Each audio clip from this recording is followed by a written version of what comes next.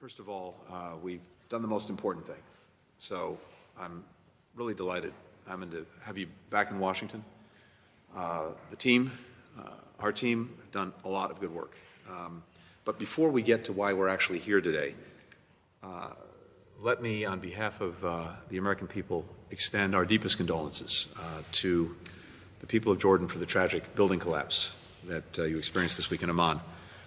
Our hearts go out to the families of those lost, and we wish the injured a swift recovery. To the first responders, to the doctors, we join people around the world in expressing our appreciation and admiration for the work that you've done.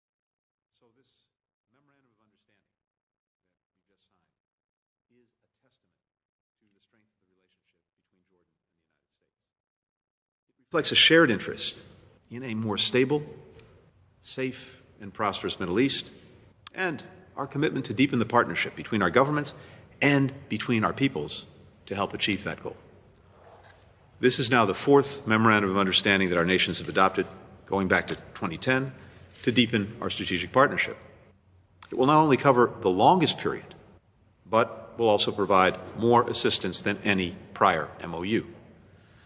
The MOU will support key reforms conceived of and led by King Abdullah's government, focusing on improving the lives of Jordanians in tangible ways. Reforms like improving essential public services, tackling the water crisis, which is being exacerbated by climate change, expanding economic opportunities so that everyone in Jordan, including women, underserved groups, can reach their full potential. Ambitious reforms like these take time. They also take courage. With the agreement we signed today, which intends to provide well over $1 billion in assistance each year for 7 years, our Jordanian partners can count on the United States to support them and to help make these goals real. The MOU is also an investment in Jordan's exceptional leadership on regional and global challenges. Jordan has long offered a refuge to people displaced by regional conflicts and other crises, something that we've seen most recently in the extraordinary compassion that the Jordanian government and its people have shown to Syrians. In addition to humanitarian support and access to health care, Syrian refugees in Jordan also have opportunities to work and to study, which is vital for them to live with dignity and purpose, and also vital to help ensure that there is not another lost generation of Syrians. Hosting such a large number of refugees has demanded a lot from Jordan, particularly as the country emerges from COVID-19. But Jordan's government and people have not turned their backs on refugees from Syria. They have embraced them. As they continue providing this vital support, so will the United States, as reflected in our announcement earlier this week of an additional $756 million in humanitarian assistance for Syrians in need, including those in Jordan. And Jordan continues to play a key role in promoting regional security and stability. This includes Jordan's ongoing commitment to continue working for a just, lasting, comprehensive peace between Israel and the Palestinians on the basis of a two-state solution along the 1967 lines with mutually agreed land swaps. Jordan's armed forces have long been a key ally in the fight against violent extremist ideology and terrorism, including as a member of the global coalition to defeat ISIS, or Daesh. And its military is stepping up to counter new threats, like combating narcotics trafficking across the country's northern border. The unprecedented level of foreign military financing reflected in the MOU will support the modernization of Jordan's military, which is essential to these and other efforts. We can make investments like these with confidence because we're building on more than 6 decades of close cooperation between our governments, between our peoples, and between our diplomats. An MOU of this breadth takes a lot of work, considerable effort, even among partners. So, to our experts and negotiators whose hard work made today's signing possible, we say thank you, shukran, for what you've done together, for all the ways that it will benefit Jordanians, benefit Americans, benefit the region as a whole. Ayman, the floor is yours. Mr. Secretary, dear Tony, thank you so much. Thank you for your kind words, and thank you for the excellent discussion we had today. But most of all, thank you for true friendship.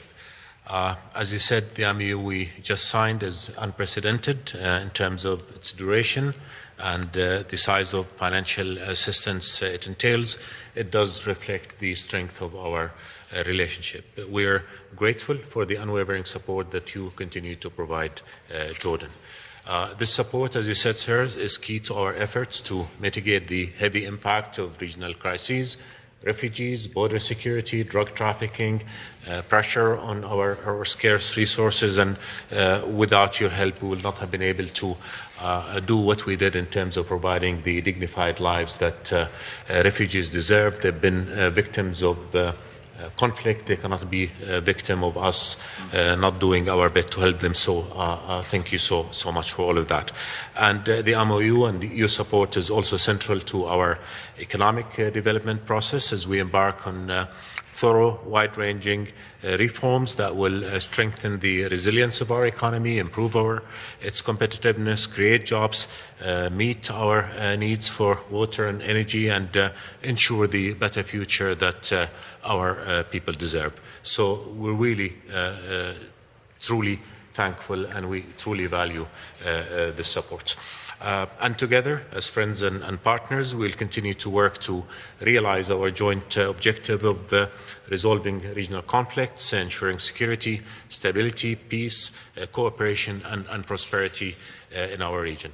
And Mr. Secretary, whether in our work to restart the Middle East peace process and put it back on track towards achieving comprehensive, just and lasting peace on the basis of the two-state solution, the only solution that we believe people will accept and embrace, or in our efforts to find political solution to tragic crises in Syria, Yemen, Libya, or ensuring the enduring defeat of terrorism, the leading role of the United States is essential. It is simply irreplaceable. These are difficult challenges, and we know we cannot overcome them unless we work together. Jordan will continue to do its part and work with you in full partnership, not only to overcome those challenges, but also to harness the many opportunities that peace and cooperation in the region promise. And Tony, as His Majesty and King Abdullah have just reaffirmed in their meeting in Jeddah, our partnership is strong, it is enduring, it is strategic, it is a partnership that continues to do a lot of good, not only for our two countries, but also for the region and for global peace. And today is definitely a day to remember in this historic, deep friendship that our countries have enjoyed. And again, as you said, it took a lot of work to achieve, and a big shout out to all our colleagues who've worked so hard to ensure that we get to this great day and to this great moment in a relationship that continues to be key for us, a relationship that His Majesty views as one of the most key and the most strategic partnership that we have. So a big thank you for this, and thank you for, again, your friendship and for your partnership. We'll now turn to questions. We'll start with Elizabeth Hagedorn of Al Monitor. Thank you. Secretary Blinken, Ukraine has discovered a new mass grave that likely includes hundreds of civilians in a city recaptured from Russian forces in the country's northeast. The Ukrainians say, once again, this proves Russia should be labeled a state sponsor of terrorism. Why does the administration oppose that designation, despite the kind of war crime discovered this week? And Foreign Minister Safdie, do you see any hope for a Palestinian state? And how does Jordan view the current escalation and Israel's actions in the West Bank? Thank you. Thanks, Elizabeth. We've seen now the reports of this mass grave, and of course, this is part, horrifically, of a continuum, an ongoing story. Whenever we see the Russian tide recede from the parts of Ukraine that it's occupied, we see what's left in its wake. And this latest discovery of apparently 440 mass graves in Izium is a reminder of that. I was just in Irpin when I was in Ukraine last week, and one of the things that I saw firsthand there, this is a city just a few miles from Kyiv itself, buildings bombed out, shelled, mortared, grenaded, shot at, destroyed, entirely civilian area. And there can be no reason for what occurred there. At best, it was indiscriminate. At worst, it was intentional. So, two things. One, it's usually important that even as the Ukrainians do everything they can to take back the land that's been seized from them by Russia in this aggression, that at the same time we're all working to build the evidence and document the atrocities that have been committed. And in many instances, these will amount to war crimes, which I think is the appropriate frame through which to look at this. That work is going on. There needs to be accountability, and whether it's through the Ukrainian process itself, whether it's through mechanisms at the OSCE, the United Nations, the International Criminal Court, all of these things coming together, I think will be very important to making sure that those who committed atrocities and those who ordered them are held accountable. So that, I think, is the way to move forward, and that's happening. I talked to people on the ground in Ukraine who are working on documenting the evidence and building the cases for war crimes and the atrocities that have been committed. I think you know our position on the state sponsorship of terrorism designation. I'd simply say two things. One, virtually all of the penalties, sanctions, and pressure that could be exerted through that designation, we're already doing. So as a practical matter, in terms of what it can accomplish, we're already doing it, and it's having what we're doing through sanctions, through export controls, is having a profound effect on Russia, one that's growing every single day. It's going to get to be a heavier and heavier burden.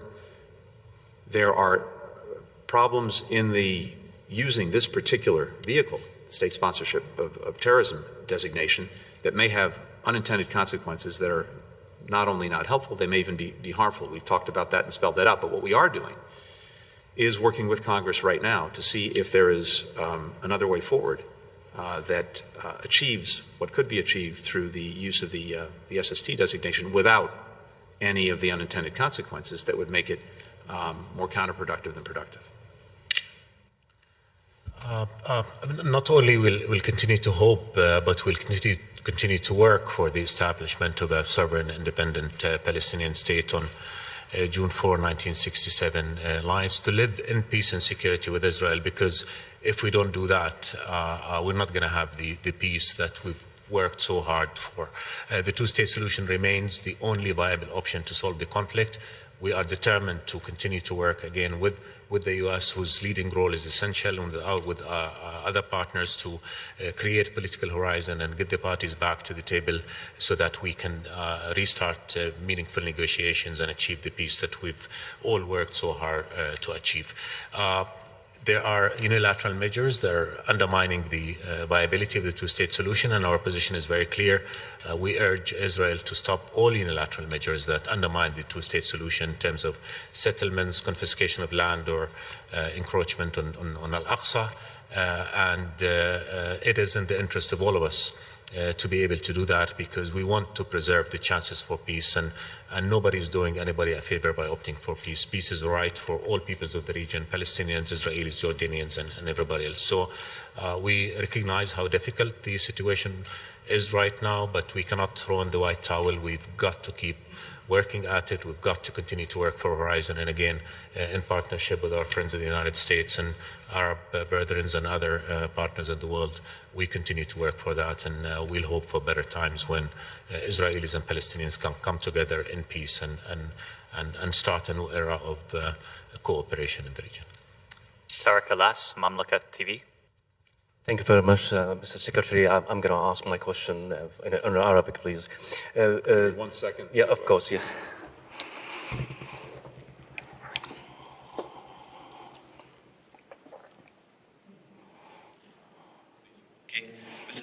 Mr. Secretary, you talked about the firmness of the relationships between Jordan and the United States. What are the horizons of the bilateral cooperation in the future between the two countries? And what are the fields that you work to reinforce bilaterally with Jordan and also regionally? And also, Mr. Deputy Prime Minister Ayman Safadi, what are Jordan's and United States priorities in the region? Thank you. Thank you very much. A few things. First, I think it's very important to remember that this is a friendship that's endured for more than 6 decades. And throughout that time, we've built ties, connections, binds between our governments, but also and especially between our people. And that's an incredibly strong foundation.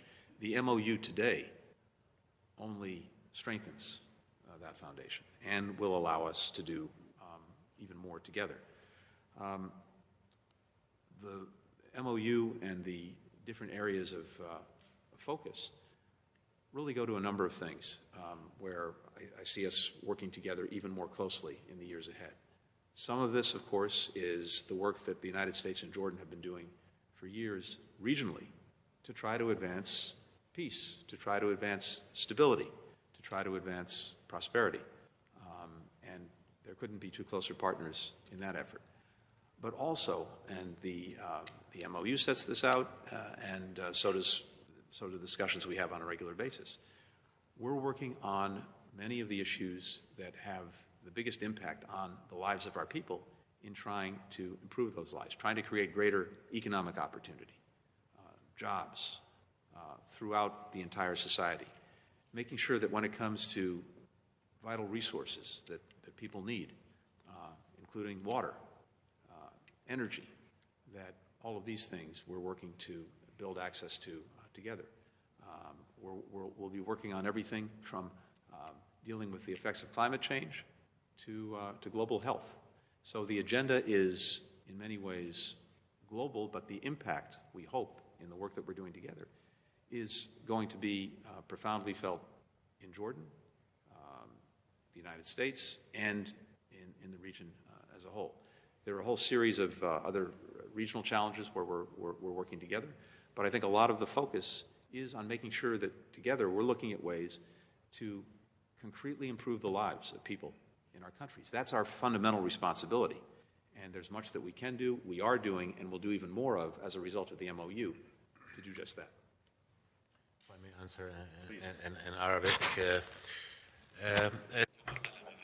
As His Excellency the Secretary said, our friendship with the United States is a historical one. Our partnership is firm, it's fruitful and continuous. And signing this MOU today, an MOU that is the longest and the largest since we started signing MOUs, is an indicator, a clear and a practical indicator of the firmness of this relationship and this friendship. And we highly appreciate that the support that the United States continues to offer the kingdom, and which will greatly help us expand the economic reform and administrative reform programs that you know of, and it will also help us to deal with the ramifications of the economic conditions that affect our resources. So our priority is clear. We work together bilaterally on pushing development, and as His Excellency said, there is great American support for our development projects in the fields of water,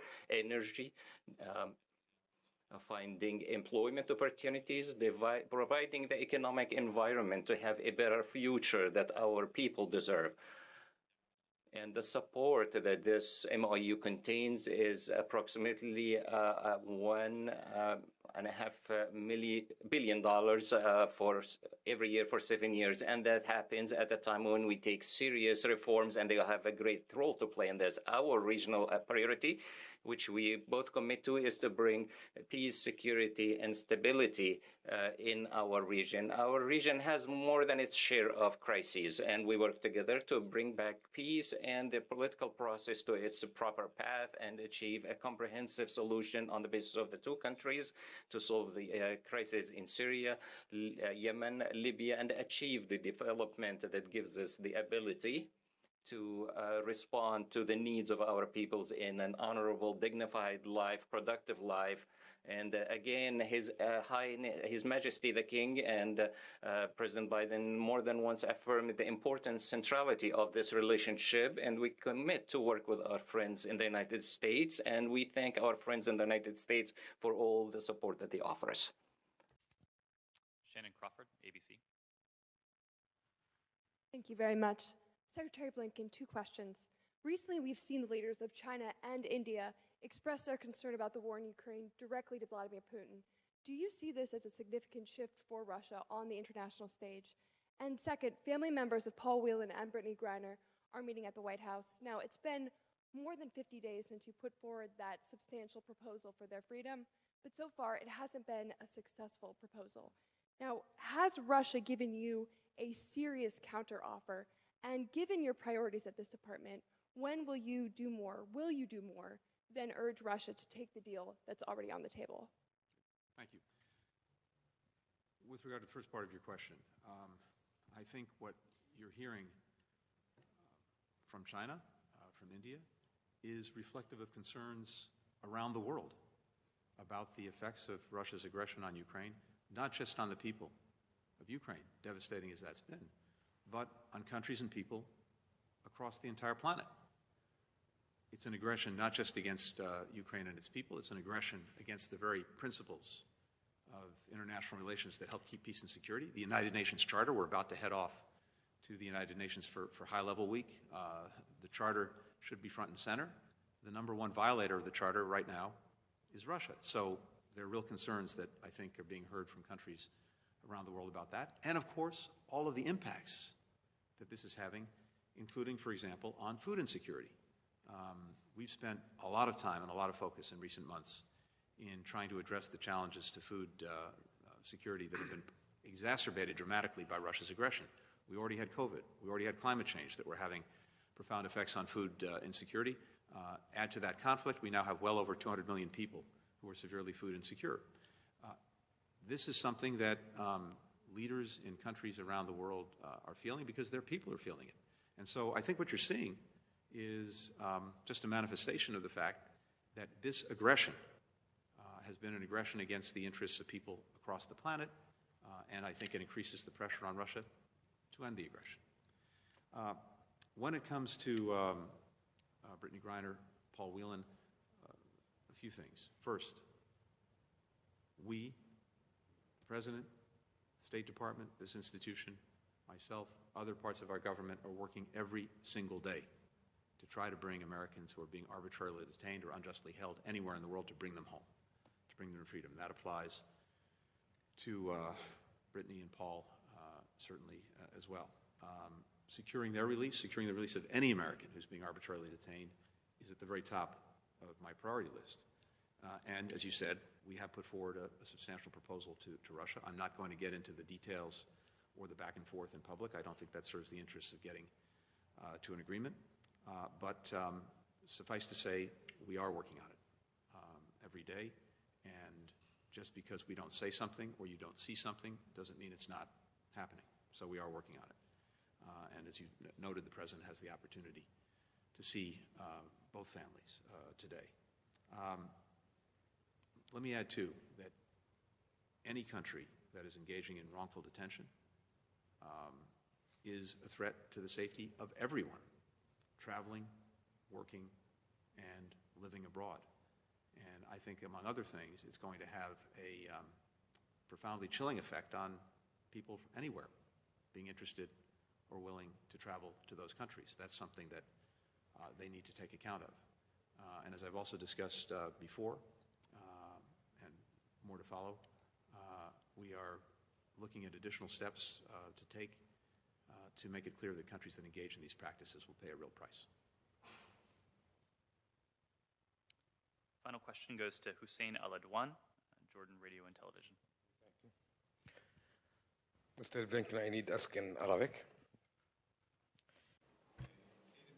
Mr. Blinken, at the time that we face regional crises, most of which is refugeeism, is there bilateral cooperation to confront this challenge? Your Excellency, DPM Al-صفدي, is the support that the United States is giving to Jordan sufficient to face the refugees crisis? Thank you.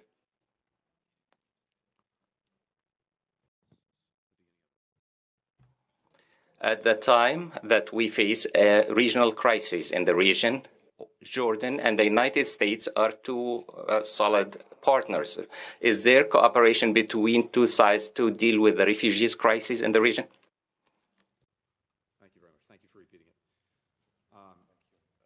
short, yes, absolutely. First, I want to come back to something I said. Jordan has demonstrated remarkable generosity and remarkable leadership by welcoming so many refugees, hundreds of thousands since the start of the war in Syria.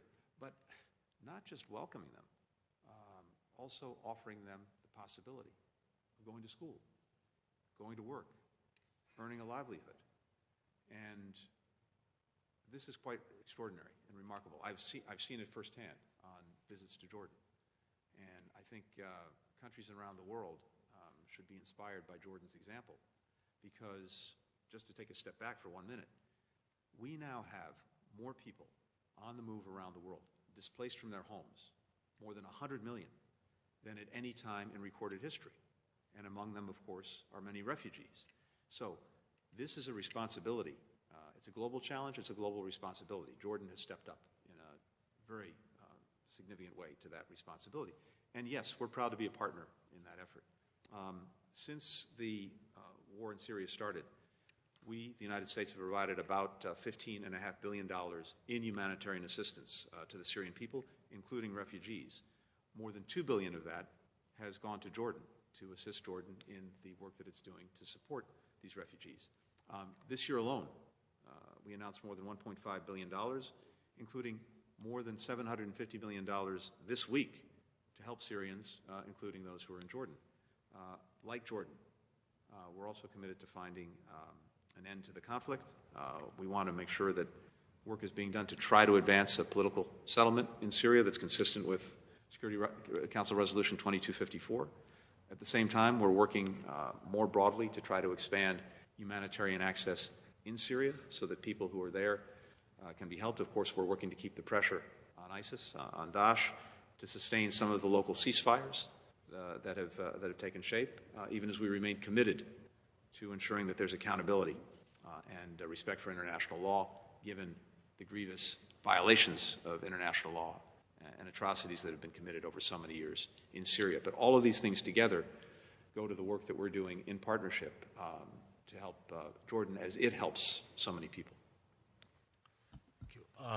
The short answer is that the United States has gone above and beyond in terms of helping us cope with the challenge of refugees. As the Secretary just said, a tremendous amount of money was sent to help us meet the needs of refugees, not just in Jordan, but wherever they are in the region and beyond.